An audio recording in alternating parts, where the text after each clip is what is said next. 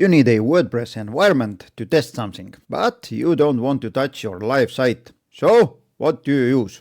Well, there are 3 tools every WordPress developer should know. First is WordPress Playground, second one is TasteWP, and the third one is LocalWP. They all spin up a WordPress site fast, but they work completely differently, and picking the wrong one will waste your time.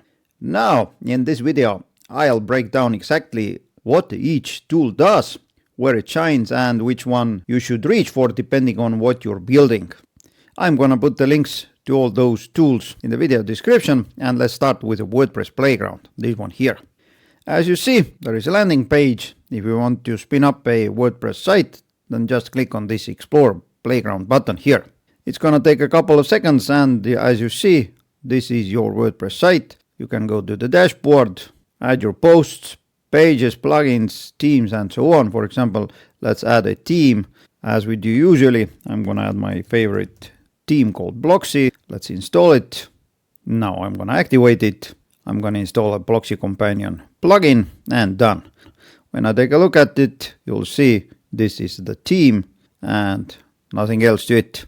Now what you should know about the WordPress Playground is that it is fully browser based. That is, nothing is saved to the cloud, and when you close the tab, the site is gone. For example, when I close this tab, it's gone and I can't retrieve it. So I'm gonna create one more to show what is happening here. Couple of options for you. For example, this icon here, click on it and you'll see that you can start a new playground using vanilla WordPress, Gutenberg. You can use Blueprint or import zip file, but you can also use these blueprints here. When I click here, I can see all the blueprints. Let's see what do they have for WooCommerce, this coffee shop, or WooCommerce product feed. Well, let's install this one here. It's gonna download product feed, prepares and activates it, and done. And there it is, WooCommerce installed with all the products. Currently only one product, and it installed the WebToffee product feed plugin here. So these are the blueprints. Now what else you can do here? Take a look at this icon. It opens up a sidebar. You can change the WordPress version, the PHP version. If you want to test it, then use the PHP version you would like to use on your own server. Language, and if you would like to create a multi-site network, then you can do it here. There is a file browser. You can browse the files and create new file, create new folder. You can make it wider and leave it as this. Next one, you can run blueprints. If you want to access the database, then you can download the database SQLite. And if you click on this Open Adminer button, then it will open up the database tables. But as you see, for some reason, it doesn't display anything here. If you would like to open up in PHP admin, you can do it also here. Once again, nothing happens. And this is the problem I have with this WordPress Playground. I have noticed that it isn't as reliable as it could be. And for these tasks, it usually fails. Some logs here for you. And if you want to close it down, then you can do it here. Settings button, similar settings here. As you see, there is an unsaved playground. When I save it, it allows me to save this in the browser or save to the local directory. When I select the local directory, I can select the folder, allow the access, save, and it downloads all the files to this folder. And when it's done, it reloads your site here. Now it downloaded everything to my computer, but I haven't figured out how to use it because, let's take a look. It says saved playground. When I open this one up, it says this is the playground I saved. I'm gonna close it down. Let's create new one. And as you see, when I click here, it says the local directory became unavailable. So you can't use it. Therefore, you can use the save in this browser option. Let's add name, this one here. It saves it to your browser, and this is the slug you can use later. For example, now when I close it down and open up a new tab, use this URL, it spins it up. Not the most intuitive way to use, but you should know that this WordPress Playground is not meant for a heavy testing. Now it runs in your browser. It's gonna be deleted when you close your tab. Some database and performance related information.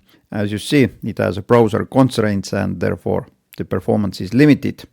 Regarding the plugin compatibility, it has a medium compatibility because sometimes many plugins can break on this playground. If you would like to test external HTTP requests, then outbound API calls are mostly blocked. File uploads are limited by the browser storage. You can't use any cron jobs, and email sending is not supported on WordPress Playground solution. Therefore, this one here is best for quick tests, demos, and just to see how something works. It's not good for heavy plugins or API integrations, which means that we can take a look at the next solution, and this is called TasteWP. This one here. Before I proceed with the video, don't forget to smash that like button down below here. It means a lot to me and it also helps my channel. So I would appreciate your help. It has a free version and it has a premium version, but in this video I'm gonna use the free version. What is different with TasteWP compared to the WordPress Playground is that it uses real PHP and MySQL on actual hosting stack. You have an option to store your sites up to 7 days, or if you're using premium version, then you can even add them permanently to your account. External HTTP requests are mostly allowed, and you can share your site with a public temporary URLs. Therefore, this one here is best for all sorts of plugin and theme testing and client demos. Setting it up is really easy. Just agree with the terms. Click on this button here. It's gonna set it up, and usually it's gonna take approximately 5 seconds. This is the site URL, username and password. Let's access it. It's gonna open up. And done. Now you can install everything here, and later if you want you can even migrate your site because the backup migration plugin has been pre-installed. Also, when you use TasteWP, then they have a browser extension. When this is installed, you'll see that every WordPress plugin on the WordPress plugin repository has this button. When I click on this button here, it's gonna create me a site with this plugin installed. If I take a look at any other plugin, whatever it is, let's take a look at the plugins directory. Let's open it up. You'll see the button is here. When I click on it, it's gonna create me a website with this plugin installed. As you see, table blocks plugin. You'll see that with the free version, you have 8 hours to test this site, and after that, it's gonna be deleted.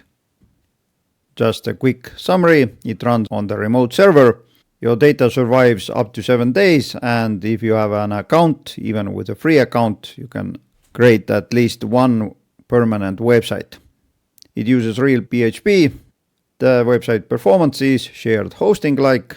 Most of the plugins you upload or install work fine. External HTTP requests are allowed, but file uploads are limited by the server quotas. Email sending is limited, but it works, and TasteWP is best for plugin and theme testing and client demos. So these were 2 of the solutions I wanted to show you. First runs in your browser, second runs in cloud servers. Now let's take a look at the third option, that is LocalWP, which runs in your own machine. It's an app. When you take a look at the resources and releases, you'll see that you can download it for Mac, you can download it for Windows, and you can download it for Linux. Now I have this app installed, and as you see, I have 13 WordPress sites installed, and I can run all of those locally in my computer. For example, this site here, I can access my WP admin, I can test whatever I like here, and when the site is ready, I can push it to my hosting server. So, compared to the other apps, LocalWP runs on your computer and you need to install the app. It uses real PHP and MySQL, Apache or Nginx stacks. All the sites live on your disk until you delete them. You can test all the emails because, as you see under the tools, you have a mail pit. If you open up the mail pit and if you test your site, you'll see all the emails that are sent from the site. For example, when I open up the WooCommerce order and I'm gonna resend order notification, then you'll see this email appears here and you'll see everything it has. Now, what else you can do with this app? You can access your database. Just click here and you'll see all the database tables and you can test whatever you like over there. You can create different site groups. For example, I have projects and test sites for my YouTube videos. If you want to move them, then just drag and drop. If you want to create a new site, then just click here. Select your configuration, whether to create a new site or create from blueprint. Just add your site name. Select PHP version, web server version and database, or select preferred, continue, and it's gonna make you a site. Currently 2 sites are running. I can just stop this site and run any other sites. When I right click, I can clone the site, and what I do usually is I'll make a site that has all my plugins and themes I use on most of the sites. I have those installed. Then right click, clone site, and done. Local app also has some add-ons, for example, image optimizer, one-click access to the database via Table Plus, cloud backups, you can add nodes to the sites, you can test WP Engine headless platform, instant reload, and it also has one-click Xdebug configurator for VS Code. So, this is the way to run your sites on your own machine. Now, just to sum it up, how each tool stacks up.